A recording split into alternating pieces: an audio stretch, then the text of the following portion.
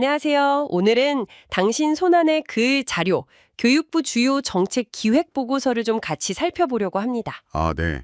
여러 정책들의 문제점, 또 그걸 어떻게 개선할지에 대한 방안들이 담겨 있죠. 맞습니다. 특히 저희는 오늘 그 제도 개선이라는 키워드에 좀 집중해 보려고 하는데요.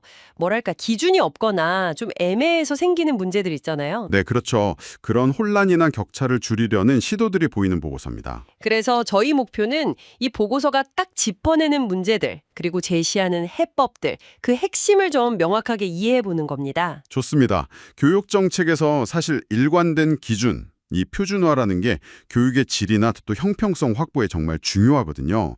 어떻게 보면 가장 기본적인 토대고요. 그렇죠. 이 보고서가 바로 그 지점을 다루는 것 같아요. 기준을 어떻게 만들어서 혼란을 줄일 거냐, 뭐 이게 핵심 질문인 셈이죠. 네. 좋습니다. 그럼 첫 번째 사례부터 바로 들어가 볼까요? 초등학교 1, 2학년 방과 후 영어 수업입니다. 아, 네. 이거 문제 많았죠. 보고서를 보면 그 명확한 운영 기준 같은 거나 아니면 강사 자격 지침 이런 게 좀 부족했다. 이게 문제의 시작이었던 것 같아요. 맞아요. 그러다 보니까 이제 지역별로 운영 방식이 너무 다르고 뭐 교육의 질도 좀 들쑥날쑥하고 그랬다는 거죠. 구체적으로 어떤 식이었나요? 뭐 예를 들면 어떤 지역은 원어민 강사를 쓰는데 또 다른 곳은 아니고 수업 시간이나 내용도 너무 제각각이고요.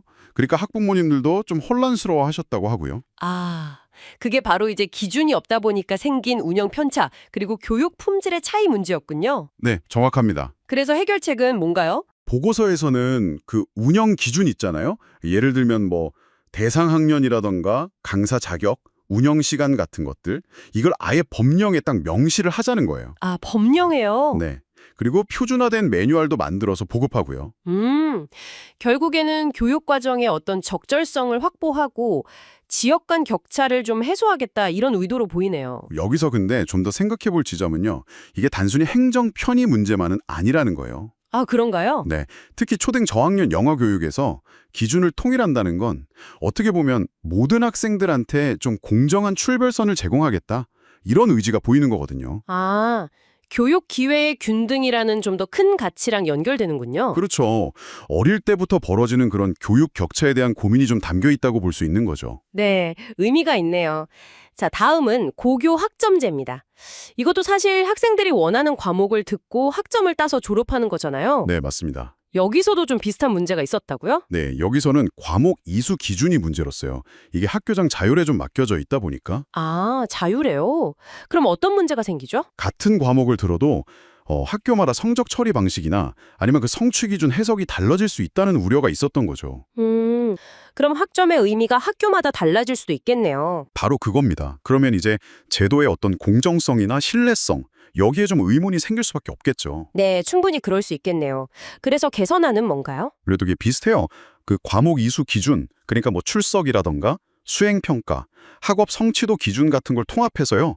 국가교육과정 고시에 명확하게 넣겠다는 겁니다. 아, 이번엔 고시에 넣는 거군요. 네, 이수 기준 자체를 아예 제도화해서 학업 성적 관리의 공정성을 확보하겠다 이런 거죠.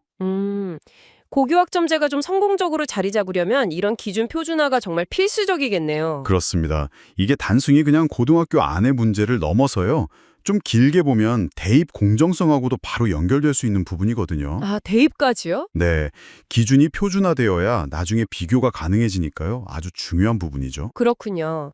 자, 마지막으로 평생교육 분야도 한번 보죠. 평생학습 계좌제 운영 지침 고도화. 이게 개인학습 이력을 관리해주는 시스템이죠. 네, 맞아요. 국가가 관리해 주는 건데요. 여기선 또 어떤 문제가 있었습니까? 여기서는 그 학습자 자격이나 아니면 어떤 학습 결과를 학점으로 인정해 줄 거냐, 이 기준이 기관마다 좀 달랐다는 게 문제였어요. 아, 이것도 기준이 제각각이었군요. 네.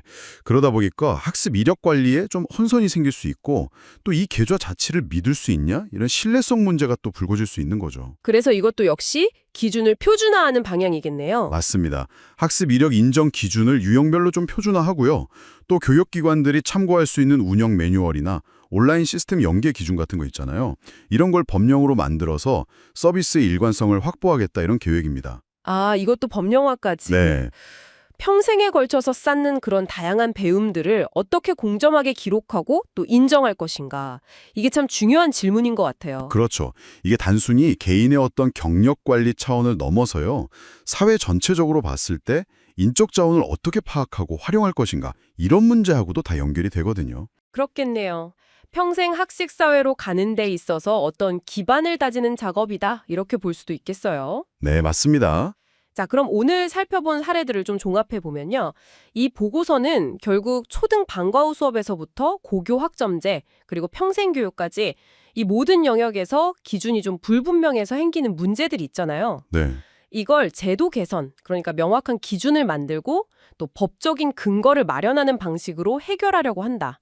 이런 일관된 방향성을 보여주는 것 같습니다. 맞아요. 일종의 표준화를 통해서 문제를 해결하려는 접근인 거죠. 결국 교육부가 정책의 일관성 그리고 공정성 이걸 높이기 위해서 다양한 제도를 정비하고 표준화하는데 상당히 집중하고 있다. 이렇게 요약할 수 있겠네요.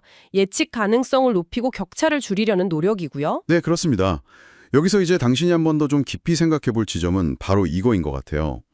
이런 표준화 노력이 분명히 교육의 형평성이나 효율성을 높이는데 긍정적인 측면이 있겠죠? 네, 그럴 겁니다. 하지만 동시에 교육이라는 게 사실 각 지역이나 학교 또 학생 개개인의 고유한 특성이나 다양성을 반영해야 하는 영역이기도 하잖아요. 아, 그쵸. 그 부분도 중요하죠. 네. 과연 이 표준화라는 큰 흐름과 교육 현장에서 필요한 어떤 자율성이나 다양성 사이에서 어떻게 균형점을 찾아야 할까? 이게 앞으로 우리가 계속 고민해야 할 숙제가 아닐까 싶습니다. 표준화와 자율성 사이의 균형점. 네, 정말 중요한 질문이네요. 오늘 분석은 여기까지입니다. 함께해 주셔서 감사합니다.